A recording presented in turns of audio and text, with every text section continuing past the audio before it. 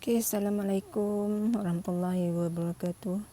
So I will give to you a very brief lecture on topic. Okay, let me show you first.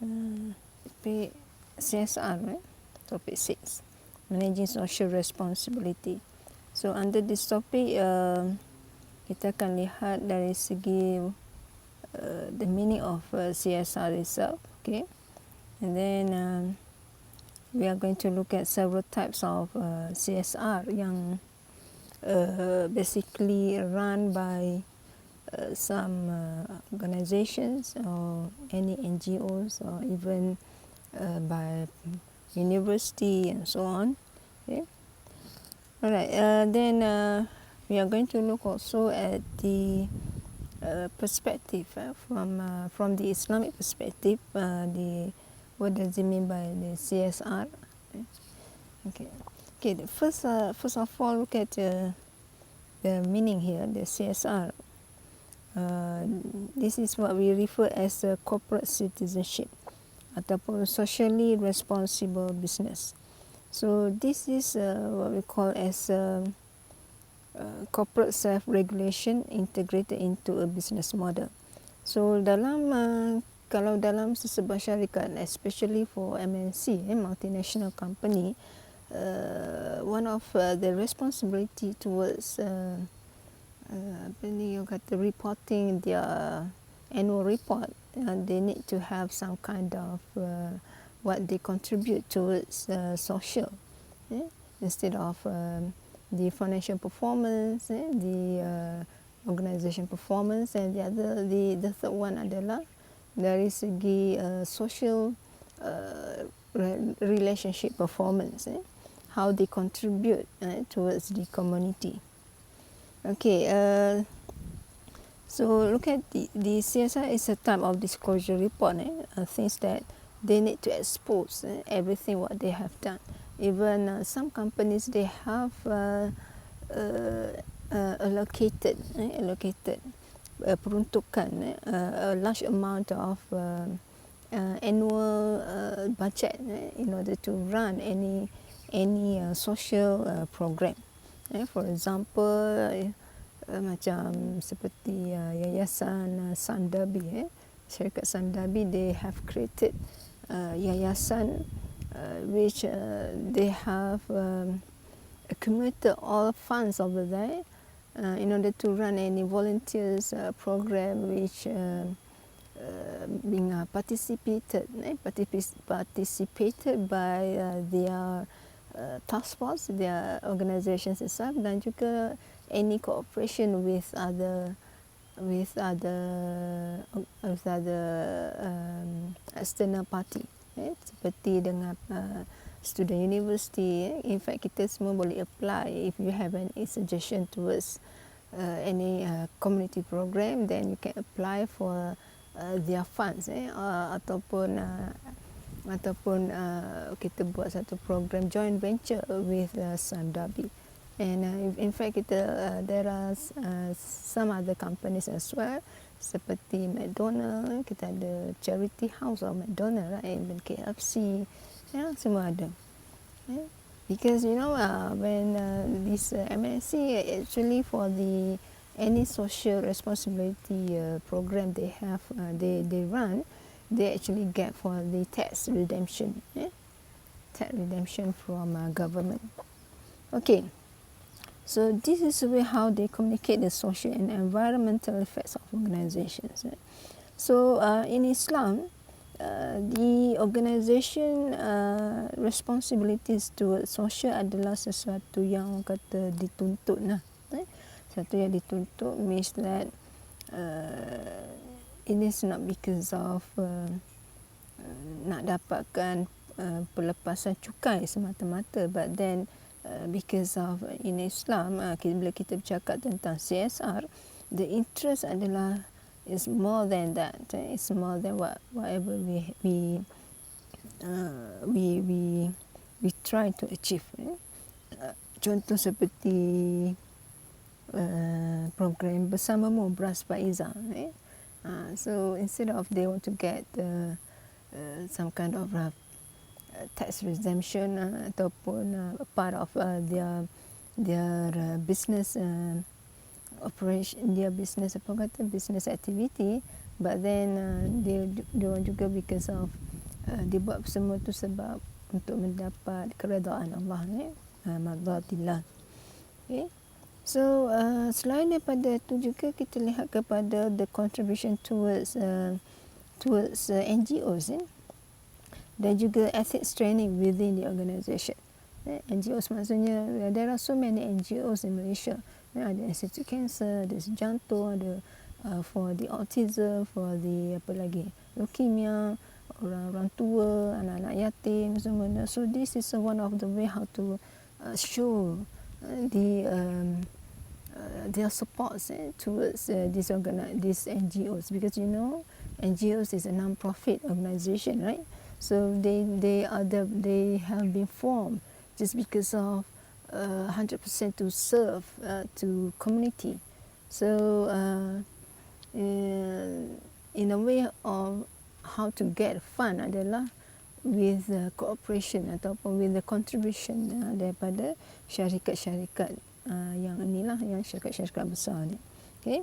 Then the other way is why from the Islamic perspective why CSR adalah sesuatu yang dituntut adalah kerana to develop, to train their apa kata organizations task force in order to behave ethically. Satu cara untuk memupuk nilai-nilai murni di kalangan pekerja mereka. Seperti contoh dari segi if they have run some kind of program for the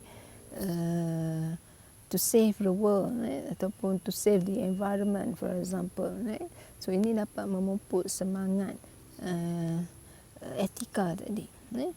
And the other way is corporate scandals. So salah satu cara untuk mengurangkan kata because of corporate scandals ni berlaku disebabkan oleh unethical manners, unethical activities by pekerja-pekerja, mungkin dari segi seperti rasuah, seperti salah guna harta syarikat and so on. So this one can through CSR actually they can promote, they can train, they can kata menanam dia macam saya kata tadi lah, nilai-nilai etika di dalam to increase awareness. So ini macam orang kata apa macam kita bersifat kita memupuk semangat melalui kita syarikat-syarikat menggalakkan pekerja mereka menyertai program-program melihat kesusahan masyarakat, seperti masa banjir baru ni macam you all buatkan dalam video tu kan, masa banjir apa lagi yang farm fresh tu buat kan, lepas tu untuk anak-anak yatim and so on. Okay. So of course this CSR will contributes towards the positive impacts towards the community and then towards a large society, to the government, to the company itself. Okay, so kita lihat beberapa contoh corporate CSR ni. So this is what we call as a philanthropic efforts. So philanthropy ni adalah ini yang kita panggil sebagai satu cara, satu aktiviti yang kita try to promote to cultivate the corporate citizenship. Corporate citizenship ni maksudnya a sense of belongings towards the organizations that where we belong to. Kita rasa macam di sebahagian hidup kita sebahagian daripada syarikat tersebut. Kita menjadi part of the member, bukan hanya bekerja sahaja. So dia nak ada semangat macam tu.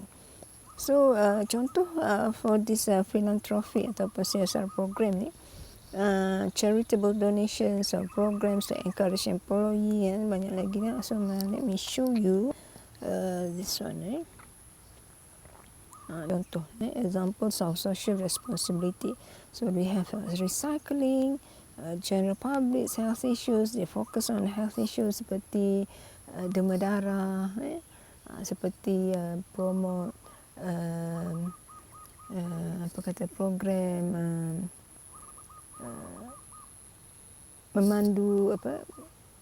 pemanduan selamat macam tu lebih kurang, ataupun protecting the environment, mengurangkan penggunaan plastik, developing the quality of the workforce. Of course, this is also the one of the activity, seperti kita promote the health, the positive environment, seperti untuk mengurangkan berlakunya sexual harassment di kalangan pekerja, mengurangkan berlakunya unethical activity, unethical behaviour untuk pekerja-pekerja. And then the other thing is to ensure equal opportunity on the job, untuk mengamalkan what we call it as apa kita panggil ni, kesaksamaan. Tiada amalan di kalangan management seperti conflict interest, pilih kasih, likable or dislikable. Ada kalau nampak comel sikit, bos suka, nampak yang kurus suka. Tu standard lah tu. Tapi this is the way actually how an organisation can promote to reduce all these negative unethical actions. Okay, discrimination, the quality of life issues, seperti quality of life issues seperti kita lihat some organisations they have the program seperti fardu ain, fardu ain, ataupun they provide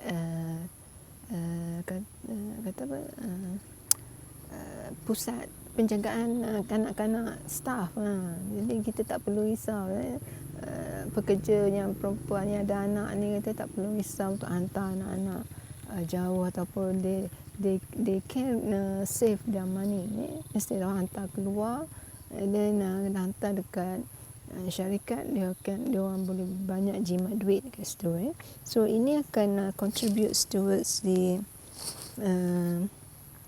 development of positive quality of life. And then dari segi investor pun bila kita promote the good culture dalam sebuah syarikat tu, budaya keseluruhan, maksudnya budaya kat sini adalah what has been practiced by the organisation. Tidak ada rasuah, tidak berlakunya pilih kasih, tidak berlakunya apa-apa amalan yang negatif, tidak berlakunya orang kata salah laku. So dia akan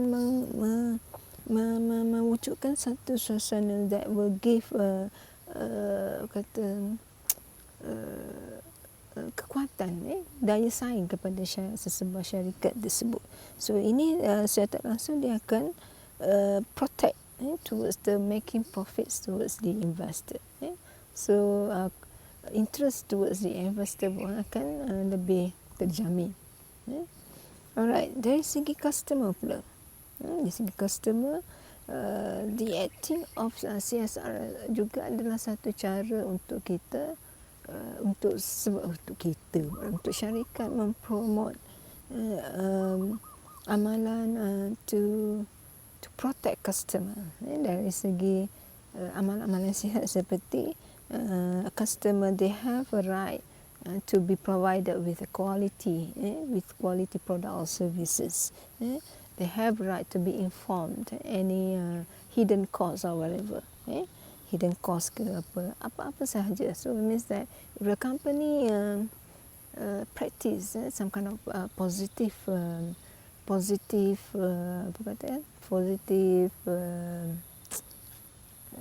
amalan yang positif dalam operasi syarikat, so dia juga akan membela, akan mewujudkan suatu suasana hubungan yang baik antara syarikat dengan customer juga. Right?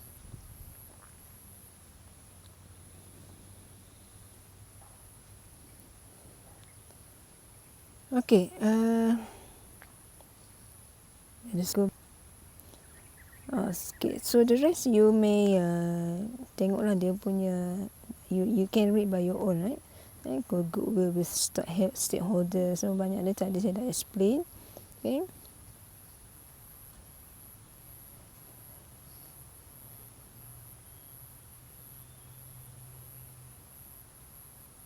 Okay, dalam kita lihat dari segi benefits of CSR towards the organisation, even though this is quite difficult to be quantified, nak diukur tu susah. Why we say that a company spends, let's say, 100,000 in order to run the community program without any profit making. So how actually they measure in terms of cost, in terms of the result, the end result of it. So dalam CSR they couldn't look at the profit term, seperti mana their business operation, because the CSR actually the revenue actually is not something that we look directly. It occur indirectly. So kalau you fikir kenapa McDonald dia buat charity Ronald McDonald apa benda tu. Kenapa dia buat begitu? So this is one way how to show to develop a good relationship between McDonald dengan community.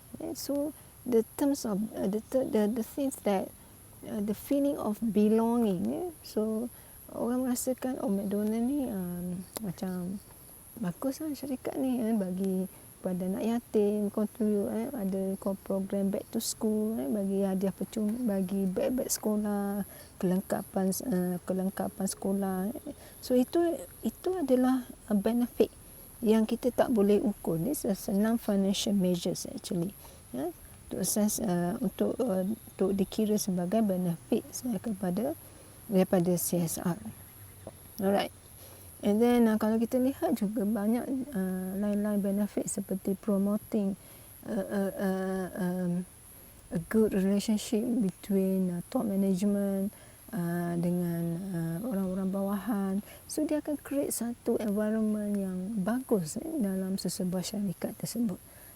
You imagine kalau you bekerja dengan pengurus yang garang, pengurus yang tak mesra alam kan. So kita akan rasa macam kerja tu macam kena paksa-paksa, kerja rasa macam tak best lah, you know. So this is the thing that a company can use CSR as a way how to develop hubungan yang baik di antara top management dan juga di kalangan pekerja itself. Alright. So kalau you lihat kat sini, this is look at this figure. Actually 6.1. Sorry for this mistake. Kalau you lihat di sini, the CSR actually will give benefits towards 4 things. Four things. Main dia adalah dari segi marketplace, workplace, community dan juga environment. So ini bergantung kepada jenis-jenis CSR yang akan dilaksanakan. And then dari segi workplace, for example, like as I told you, dari segi workplace to promote the good relation antara unions dengan employees, dengan top management, community with the local where they belong. Kalau community ni macam dia target kepada di mana mereka berada lah. Biasanya kalau kita lihat Ronald McDonald dekat Uniza tu, so dia target kawasan di Kuala Nerus untuk orang-orang yang susah kat situ. And then dari segi environment, they may kata try to show that how they are seriously try to conform with what the policy of the government, ataupun cuba please the NGOs seperti kalau di European terlihat dia punya NGO seperti Greenpeace they are very strong they are strong enough to force a company to force companies over there to be responsible towards recycling or any kata barang-barang terbuang tadi. Tapi kat Malaysia belum lagi lah. Kat Malaysia belum mau kata to stand that such strong effort. Okay, and then dari segi marketplaces, yes, untuk benefit towards the consumers dan juga shareholders. Okay, cuba lihat the types of CSR ya. Kita ada 1, 2, 3. 3 types of CSR. So the first one is sustainability. This is a type of yang memfokus kepada environmental, social dan juga economic. So sustainability ni kita merujuk sustainability ni maksud dia sustainable. Apa maksud sustainable? Kelestarian, right? Kelestarian generally refers to a company's capacity to endure over the long term through renewable maintenance and sustenance. So bagaimana dari segi kelangsungan sesebuah syarikat dalam tempoh masa yang lama. Kalau macam kita ni, kita boleh katakan sebagai istiqomah lah. Istiqomah, macam mana kita nak istiqomah dalam sesuatu perkara. So this one includes stewardships for sustaining not just the organisation but also to various stakeholders. So how they want to maintain, how they want to sustain in whatever they have carried over dalam sesebuah dalam aktiviti ataupun apa-apa program yang dibuat.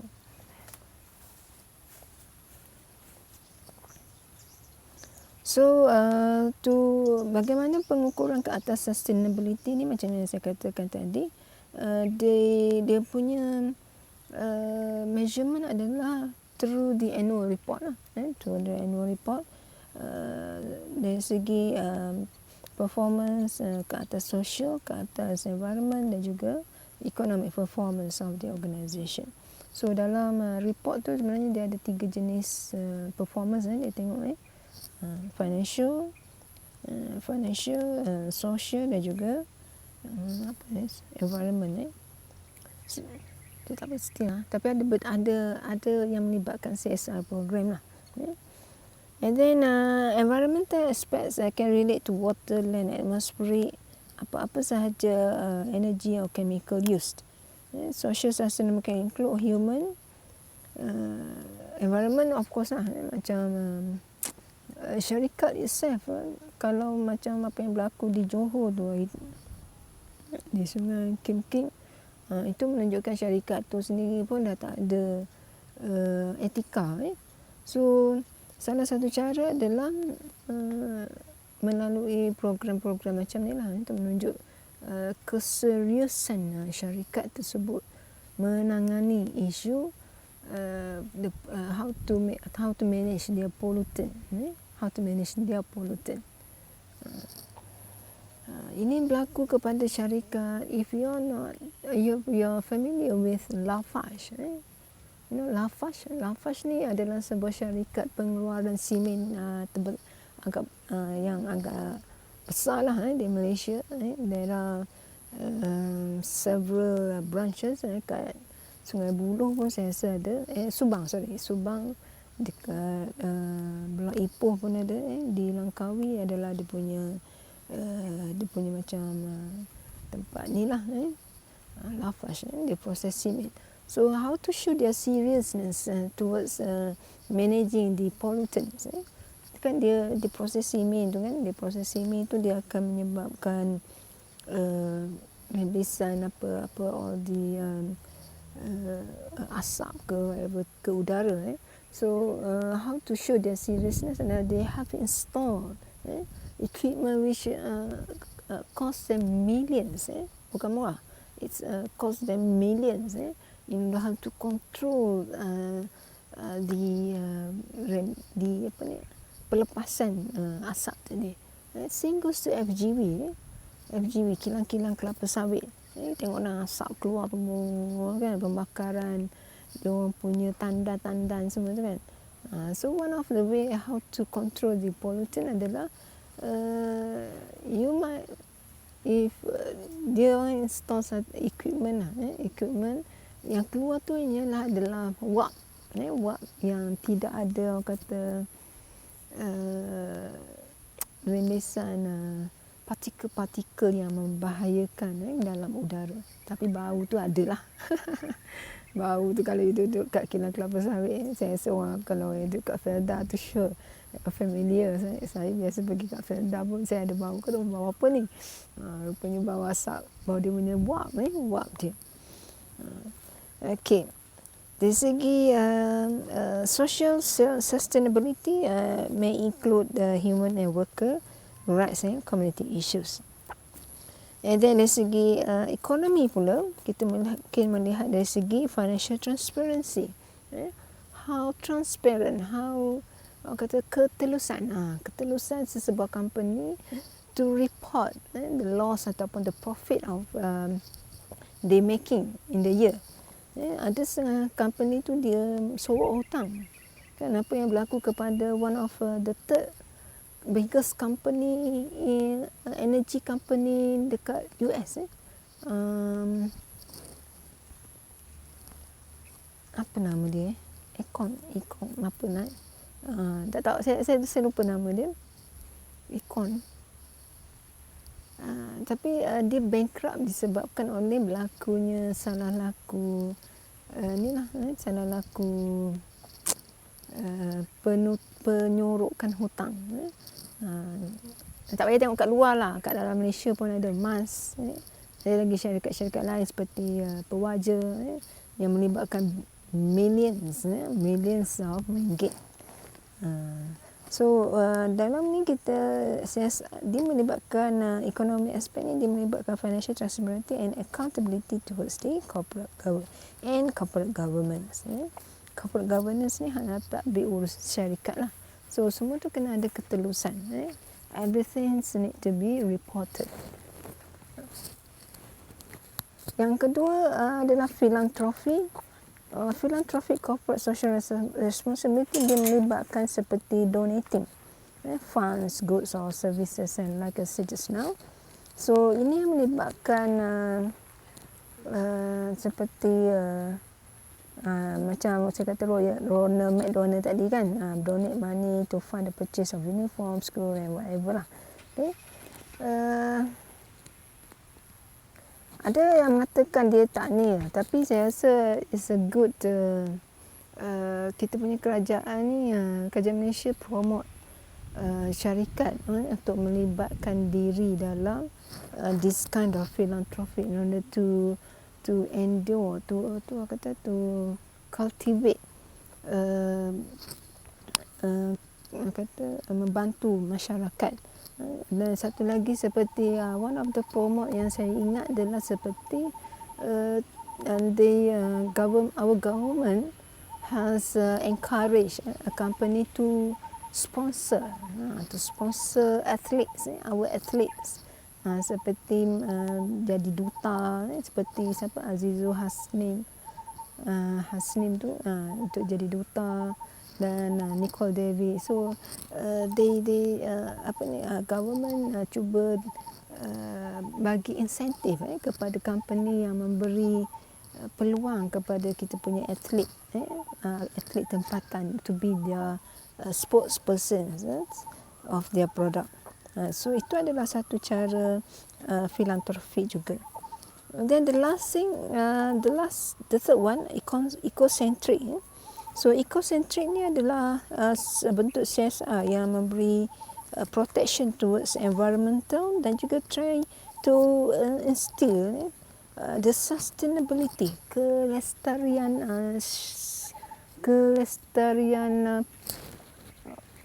dalam kata mencapai social benefits tadi melalui environmental protection.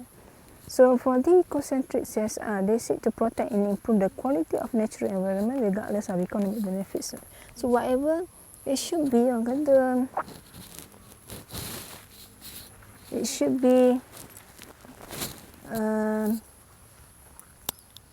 a company dia tidak boleh nak fikir orang tak boleh nak fikir sebab in order to control the pollution dalam company ni bukan murah. So those company yang show efforts to get control of their activities, dia akan mendapat rebate yang banyak lah daripada kerajaan, daripada LHDN. And then seperti macam company kereta macam kita macam sekarang kita, kalau kita syarikat yang untuk memberi protection kepada environment, mengurangkan penggunaan minyak, kita dapat pengecualian cukai ke atas kereta-kereta elektrik kan, kereta-kereta elektrik, so murah sikit lah. Tapi dia punya bateri mahal, RM10,000. Kena fikir juga kan. Memang murah lah kita beli. Tapi bateri dia last for 10 years, right? 3 years or 10 years. For 10K dia punya cost. And then what else? Okay, so I think that's it for the CSR. Ini dalam exam nanti dia akan jadi among topik dalam part struktur, case study. Alright. Okay then, thank you. Assalamualaikum.